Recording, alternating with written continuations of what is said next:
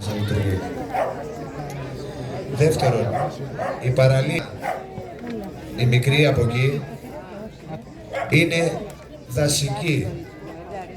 Γι' αυτό το λόγο δεν μπήκανε τα φώτα κάτω μέχρι την παραλία και έχουν σταματήσει πριν τα σπίτια. Και τρίτον, και επίσης και η Πηδική Χαρά είναι και αυτή πάλι δασική, το οποίο υπάρχει πρόβλημα. Θα προσπαθήσουμε με κάποιο τρόπο να τα δώσουμε αυτά, γιατί είναι κρίμα τα παιδάκια μας εδώ να μην έχουν μια σωστή παιδική χαρά να παίζουν. Και ειδικά και η παραλία κάτω φώτα. Εδώ έχουν βάλει φώτα λες και είναι μέρα. Και από εκεί είναι άδικο πάρα πολύ. Σας ευχαριστούμε.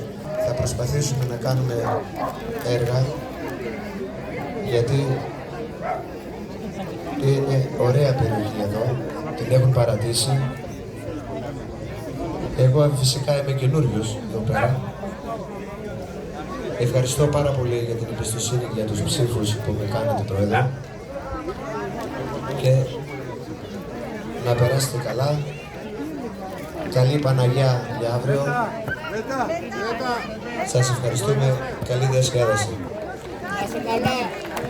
Ευχαριστούμε τον κύριο Πρόεδρο και τώρα θα ήθελα να διασκεδάσετε μαζί μας. Σας ευχαριστούμε πάρα πολύ.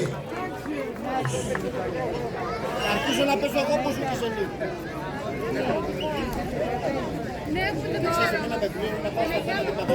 Επίσης, από ό,τι διαβάσατε, έχουμε πάρα πολύ πλούσια δώρα και θα θέλαμε να ενισχύσετε το σύλλογο. Σας ευχαριστούμε εκ των προτέρων.